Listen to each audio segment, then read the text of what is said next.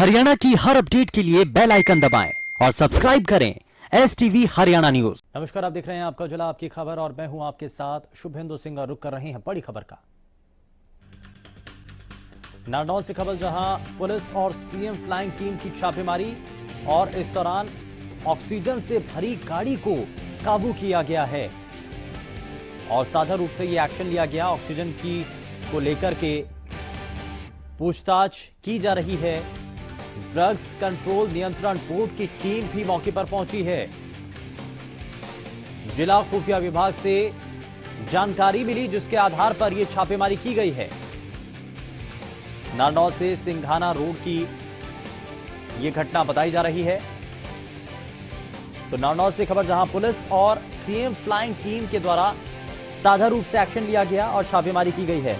Oxygen से भरी गाड़ी को इस दौरान काबू किया गया है। ऑक्सीजन लेकर ये ट्रक जो है जा रहा था, लेकिन इस दौरान गुप्त सूचना के आधार पर जानकारी मिल रही थी और इसी पर जानकारी जब साझा की गई तो संयुक्त रूप से ये एक्शन लिया गया और साथ ही साथ ये इस दौरान कार्रवाई की गई है।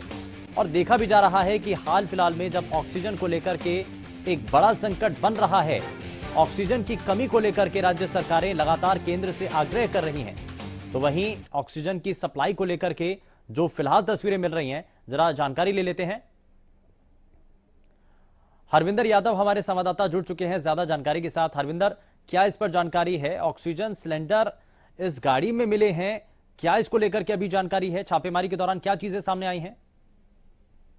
बिल्कुल शुभेंदु, ये पूरा मामला महेंद्रगढ़ जिले का पूरा मामला है। नारनौल के अंदर जो खुफिया विभाग है उसे सूचना मिली थी कि जो ऑक्सीजन की कालाबाजारी कहीं ना कहीं की जा रही है, साथ ही उसका स्टॉक किया जा रहा है, जिसको लेकर खुफिया विभाग ने सूचना भेजी और जो सीएम फ्लाइंग है, उड़न दस्ता है मुख्यमंत्री का, वो यहाँ नारनौल में पहुंचा और एक गाड़ी को वहां से राउंड अप किया गया, क्योंकि कुछ देर पहले ही यहाँ एक कालाबाजारी की सूचना मिली थी, जिसको लेकर ये खबरें जैसे ही मीडिया पर चली तो ये चीजें देखने के बाद जिन्होंने स्टॉक किया हुआ था वो गाड़ी को लेकर भागने की फिराक में थे और उसे देखते हुए सीएम फ्लाइंग ने उसे काबू कर लिया।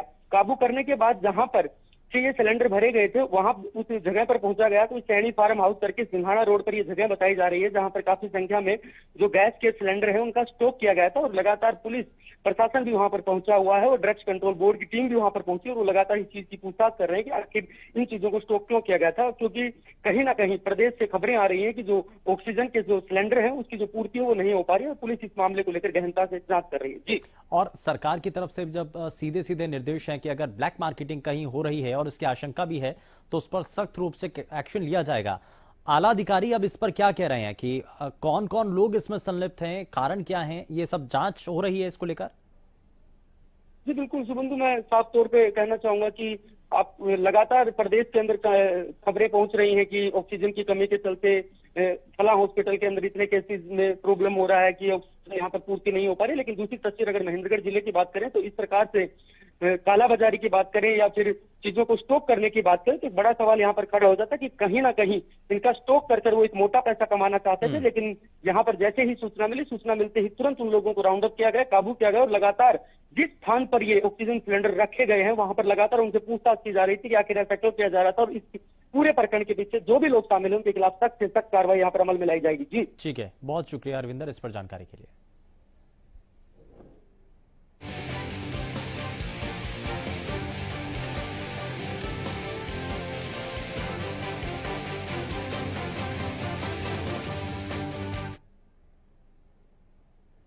इस बीच रुक कर रहे हैं एक और बड़ी खबर का।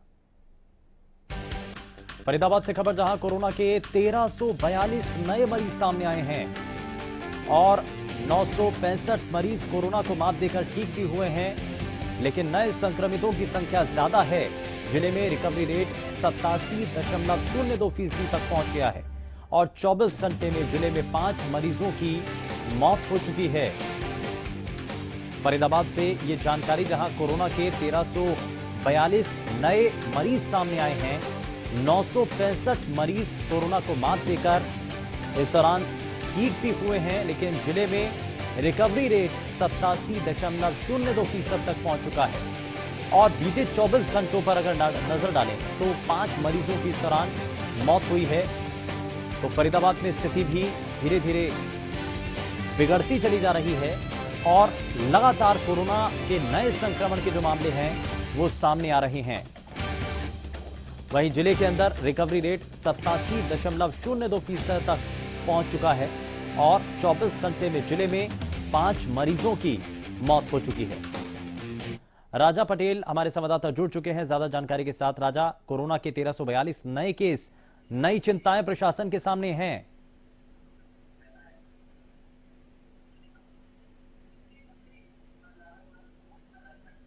राजा, मुझे सुन पा रहे हैं? हेलो जी राजा, नए संक्रमण के केस 1342 और ये अपने आप में खतरा, साथ ही साथ प्रशासन के लिए बड़ी चुनौती है। बढ़ते संक्रमण की इस चेन को कैसे तोड़ा जाए? बिल्कुल सुबिंद, मैं आपको बता दूं कि 1342 केस आज कहीं ना कहीं सामने निकल कर आए हैं कोविड-19 के। मैं आपको बता दूं जिस तरीके से फरीदाबाद में लगातार जो मामले कहीं ना कहीं बढ़ते हुए नजर आए हैं, इसको जो फरीदाबाद की उपायुक्त हैं करीमा मित्तल, उन्होंने कमेटी बनाई और साफ तौर पर स्वास्थ्य विभाग के अधिकारियों की बात करें, कर्मचारियों की बात करें, उनको निर्देश दिए हैं। टीकाकरण अभियान चल रहा है लगातार, बात करें अलग अलग सामाजिक संगठनों की या फिर अलग अलग सरकारी हॉस्पिटलों की, वहां पर साफ तौर पर टीका कहीं ना कहीं लोगों को लगाया जा रहा है। साफ तौर पर फरीदाबाद के उपायुक्त की बात करें, फरीदाबाद के सीएमओ की बात करें, वो लोगों से यही अपील कर रहे हैं कि जिस तरीके से ये महामारी अपना विकराल रूप कहीं ना कहीं फरीदाबाद में कहीं ना कहीं देखते हुए नजर आ रहा है, इसको लेकर तमाम जो लोगों से कहीं ना कहीं वो अपील करते हुए नजर आ रहे हैं कि सोशल डिस्टेंसिंग की पालना करें, मास्क लगाएं और जरूरी काम हो तो ही घर से बाहर निकले। इसको लेकर स्वास्थ्य विभाग पूरी तरीके से अलर्ट है और लगातार जो भी तमाम हिदायतें हैं वो कहीं ना कहीं देते हुए नजर आ रहे हैं। वहीं सरकारी अस्पतालों की बात करें तो उसको लेकर भी कहीं ना कहीं सीएमओ है वो लगातार मॉनिटरिंग कर रहे हैं, किसी चीज की कमी न होने की बात भी कह रहे हैं। जी ठीक है, बहुत शुक्रिया राजा इस पर जानकारी के लिए।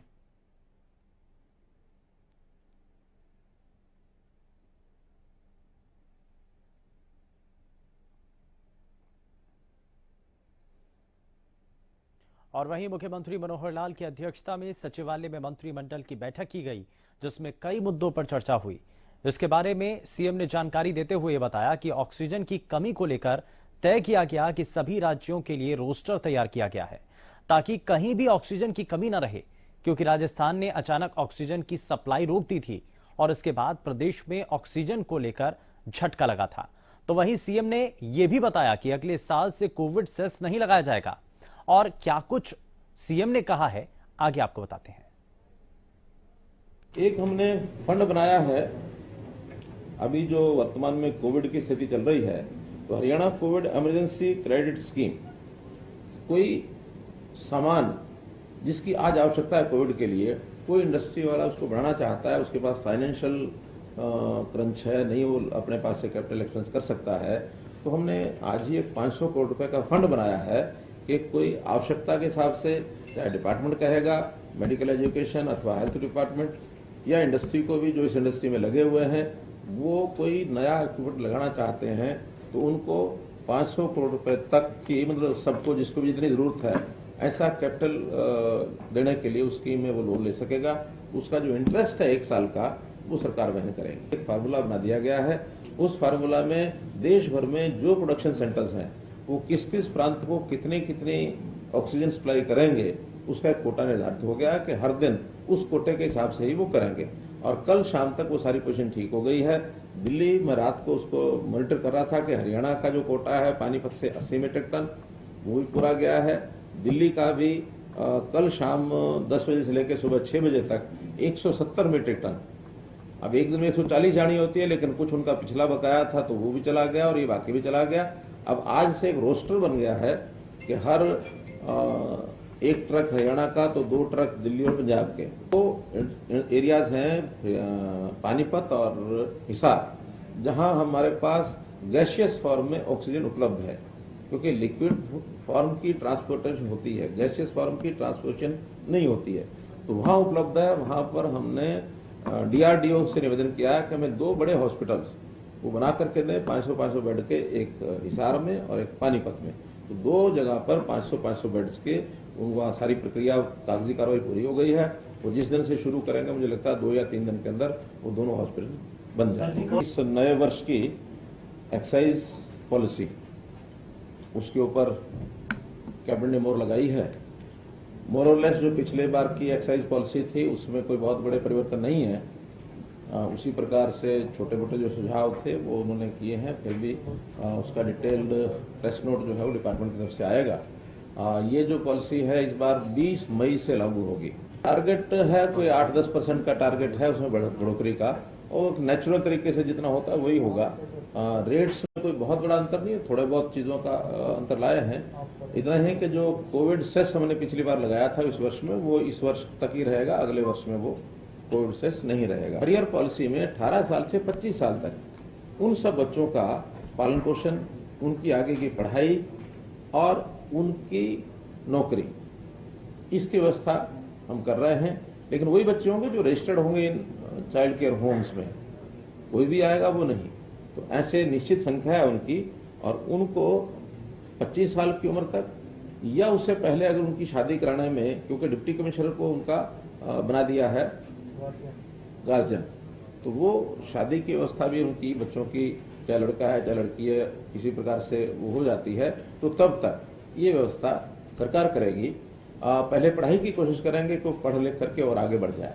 पढ़ाई में मन नहीं लगता है, कमजोर है, तो फिर उनको 25 साल से पहले उनकी नौकरी ग्रुप सी और डी 10वीं या 12वीं उसकी शिक्षा के हिसाब से वो उनको एक्स ग्रेशिया के हिसाब से मिलेगी। कोई उनका एग्जाम नहीं, कोई कुछ नहीं, उनको सी और डी में नौकरी का जो पात्र है उसको मिलेगी। लेकिन ए और बी के लिए वो अपनी पढ़ाई के हिसाब से अपना सिलेक्शन में जाने के लिए जो प्रोसीजर रहता है, उनको रिजर्व्ड कैटेगरी EWS, इसका एक बेनिफिट उनको दिया जाएगा। और जरा ग्राफिक्स के जरिए आपको बताते हैं कि मुख्यमंत्री के द्वारा क्या बड़ी बातें की गई हैं। दरअसल नूह में टोल प्लाजा को बंद किया गया, साथ ही लोकल असंगठित क्षेत्रों में प्रॉपर्टी खरीदने का मौका भी है। 20 साल से ज्यादा किराए पर जिस प्रॉपर्टी में दुकानें हैं उन्हें खरीदने का मौका भी है। टीजीटी इंग्लिश टीचर्स के लिए एक ही फॉर्मूला तैयार किया गया है। 18 से 25 साल के छात्रों की पढ़ाई और खाने पीने की इस दौरान व्यवस्था भी है। पढ़ाई में अक्षम बच्चों को सरकार ग्रुप सी और डी की नौकरी देगी। लावारिस बच्चों की 25 साल तक की जिम्मेदारी सरकार की होगी, ये सुनिश्चित किया है सरकार ने। हरियाणा कोविड इमरजेंसी स्कीम के लिए 500 करोड़ रुपए का फंड यहां बनाया गया है और उद्योगपतियों को इस फंड से लोन मिल सकेगा। कोविड से जुड़ी चीजों के उत्पादन के लिए ये लोन दिया जाएगा और 1 साल तक का ब्याज इस दौरान सरकार भरेगी। खनन विभाग में लेट पेमेंट का रेट ऑफ इंटरेस्ट 12% किया गया। रिवर बेड एरिया में माइनिंग भी इस दौरान की जा सकती है ताकि सरकार को रेवेन्यू मिले। जमाखोरी करने पर सख्ती के साथ कार्रवाई की जाएगी, ये साफ किया गया। ऑक्सीजन की आपूर्ति को लेकर लगातार केंद्र के साथ संपर्क बना है और पहले के मुकाबले ऑक्सीजन की जो कैपेसिटी है वो भी बढ़ाई गई है। तो हरियाणा के लिए एक ट्रक ऑक्सीजन और दिल्ली और पंजाब के लिए ऐसे ही ट्रकों को भेजा गया है। गुरुग्राम में एसजीटी मेडिकल कॉलेज में भी इसी तरीके से बेड बनाए गए हैं। इंडस्ट्रियल एरिया में बने नए हॉस्पिटल में बेड बनेंगे और नई आबकारी नीति 2021-22 को भी इस दौरान मंजूरी दी गई। और इस बीच बड़ी खबर सोनीपत से, जहां हरियाणा न्यूज की खबर का एक बार फिर से बड़ा असर हुआ है और स्वीपर से इलाज करवाने के मामले में टीम गठित कर दी गई है और साथ ही साथ पीएमओ ने जांच के लिए 3 सीनियर डॉक्टर्स की टीम इस दौरान गठित की है। वायरल वीडियो में सिविल अस्पताल में स्वीपर इलाज कर रहा था और यह खबर हमने आप तक पहुंचाई, आप तक इस खबर को हमने दिखाया। वायरल वीडियो को देखने के बाद प्रशासन हरकत में आया और कमेटी की जांच रिपोर्ट के बाद आरोपी डॉक्टर्स पर अब जांच गिरेगी। नहीं बख्शा जाएगा दोषी डॉक्टर और कर्मचारी, ये साफ किया गया है आला अधिकारियों के द्वारा। लेकिन हरियाणा न्यूज ने इस खबर को आप तक पहुंचाया और अस्पताल के भीतर जिस तरीके की व्यवस्थाएं हैं वो हमने आपके सामने उजागर की, दिखाई आपको सच्चाई की तस्वीरें और उसके बाद अब एक्शन आला अधिकारियों के द्वारा इस पूरे मामले पर लिया गया है। वीडियो एक वायरल हुआ था और वीडियो में सिविल अस्पताल में स्वीपर टांके लगा रहा था एक मरीज को और वायरल वीडियो को देखने के बाद इस पर पीएमओ ने आदेश जारी किए हैं। कमेटी की जांच रिपोर्ट के बाद जो आरोपी डॉक्टर्स हैं या जो भी कोई कर्मी हैं उस पर एक्शन लिया जाएगा, बख्शा नहीं जाएगा अगर कोई भी इसमें संलिप्त पाया जाता है तो।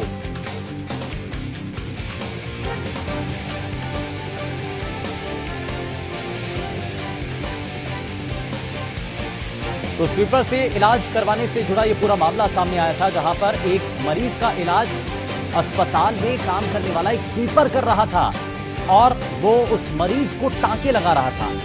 ये एक वीडियो वायरल हुआ। इस वीडियो को हमने भी आप तक पहुंचाया, अधिकारियों के सामने भी रखा और अब इस खबर पर संज्ञान लिया गया है। कमेटी की सबसे पहले निर्धारित की गई है। कमेटी की जांच रिपोर्ट आने के बाद जो भी दोषी होगा उसके ऊपर कार्रवाई होगी और दोषी डॉक्टर या कर्मचारी इसमें हैं तो उनको बख्शा नहीं जाएगा, ये भी आला अधिकारी के द्वारा साफ किया गया है।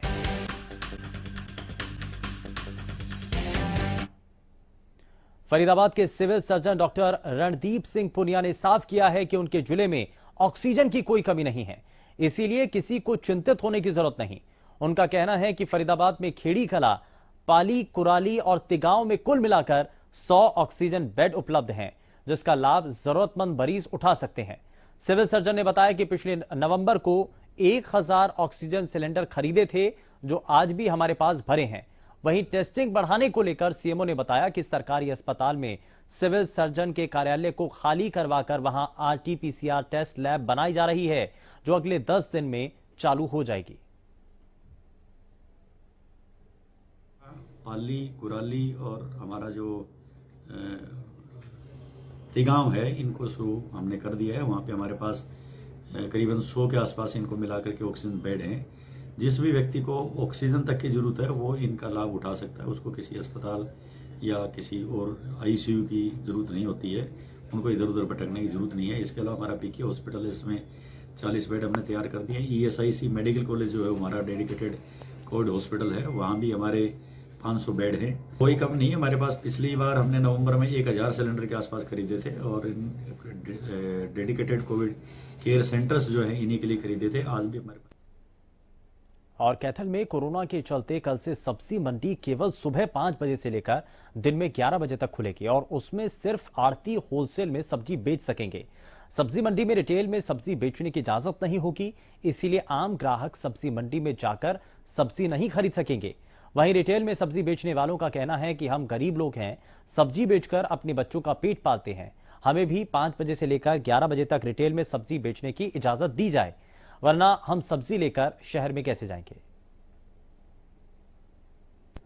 थोक व्यापारी, खुदरा व्यापारी और फड़ी वालों के लिए खुली रहेंगी।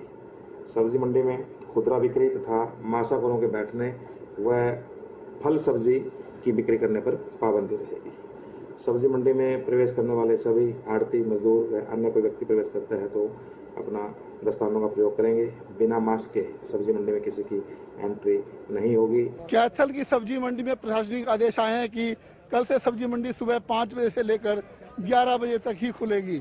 उसके बाद सब्जी मंडी बंद हो जाएगी और 5 से 11 के बीच में केवल आड़ती जो होलसेलर हैं वो होलसेल में सब्जी बेच सकेंगे, रिटेल में सब्जी नहीं बेच सकेंगे। आपको बता दें कि कैथल की सब्जी मंडी में लगभग 250 माशाखोर रिटेल में सब्जी बेचने वाले हैं, वो कहां जाएंगे इस पर कोई बात नहीं की गई। अधिकारियों का कहना है कि वो बाहर जाके सब्जी बेचें, खुले में सब्जी बेचें, रेडी लगा के सब्जी बेचें, लेकिन माशाखोरों का कहना है कि हम लंबे समय से सब्जी मंडी में ही सब्जियां बेचते आ रहे हैं, तो हम एकदम नई स्थान कैसे बनाएंगे, हमें भी कुछ समय सब्जी मंडी में बेचने के लिए दिया जाए। कैथल से विपिन शर्मा। नूंह जिले के पिनकवा थाना के फलेंडी गांव में जमीन को लेकर एक ही परिवार के लोग आपस में भिड़ गए, जिसमें एक पक्ष के करीब 7 और दूसरे पक्ष के एक शख्स जख्मी हो गया। आरोप है कि एक युवक ने अपने ही परिवार के लोगों पर ट्रैक्टर चढ़ाकर एक गर्भवती महिला सहित कई के हाथ पैर तोड़ दिए। पीड़ितों का यह भी आरोप है कि पुलिस को सूचना देने के बावजूद महज 3 किलोमीटर दूर स्थित पिनकवा पुलिस 1 घंटे देरी से पहुंची। बताया जा रहा है कि झगड़े के दौरान सैकड़ों लोग तमाशबीन बने रहे, लेकिन किसी ने बीच बचाव करने की कोशिश नहीं की। उधर पुलिस कैमरे के सामने अभी कुछ बोलने को तैयार नहीं है और पीड़ित लोगों का बयान लेकर मामला दर्ज करने की बात आगे की जा रही है। सर, ये जमीन का मामला है। हमारे बुजुर्ग इसको 45 साल से जूझ रहे हैं, कभी इस पे कोई रंजिश नहीं हुई, हमारे बुजुर्गों की कोई रंजिश नहीं हुई। तकसीम दोनों की अलग अलग है, आज ये अपनी बना रहे हैं। उसमें के लड़के हैं, यूसुफ है, जुबैर है, अत्तू है, ईसा है, ये बहुत हैं। पूरा कुंबा आया था, पूरा सेट होके बिंदुक वगैरह लेके ये सब पूरा फर्श वर्ष लेके आए हैं। कई लोगों के हमारे लगे, एक मेरे भैया के लगे जुनैद के, और एक मेरी ताई के लगी है रेसी के, उसका पैर काट दिया फरसे से, और 2-3 को ऊपर ट्रैक्टर चढ़ा दिया। ताऊ इकबाल है, फूफी हारूनी है। हांसी के गांव उमरा में विवाहिता की हत्या के आरोपियों की गिरफ्तारी की मांग को लेकर दलित संगठनों ने प्रदर्शन किया। विवाहिता के भाई ने बताया कि उसकी बहन की शादी गांव उमरा में हुई थी, लेकिन उसके पति और ससुराल वालों ने मिलकर 6 अप्रैल को उसकी हत्या कर दी थी, जिसको लेकर थाने में एफआईआर दर्ज करवाई गई, लेकिन अब तक मामले में कार्रवाई नहीं की गई है। जिसके बाद पीड़ित परिवार ने दलित संगठनों के साथ मिलकर गुरुवार को पुलिस के खिलाफ नारेबाजी की और मांग की कि सभी आरोपियों की गिरफ्तारी हो। वहीं सदर थाना के प्रभारी सुखदेव सिंह ने कहा कि पुलिस की जांच चल रही थी, अब आरोपियों को जल्द गिरफ्तार किया जाएगा।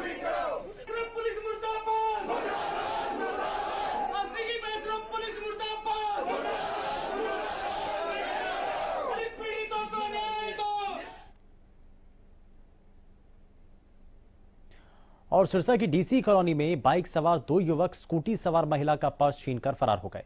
महिला ने शोर भी मचाया, लेकिन युवक भागने में कामयाब हो गए। मोटरसाइकिल पर सवार युवक सीसीटीवी में कैद हो गए। वहीं सीसीटीवी कैमरों से पता चला कि युवक हिसार रोड की ओर फरार हुए। इसी आधार पर पुलिस ने युवकों की धरपकड़ के प्रयास शुरू कर दिए। पीड़िता की शिकायत पर सिविल लाइन थाने में मामला दर्ज किया गया है।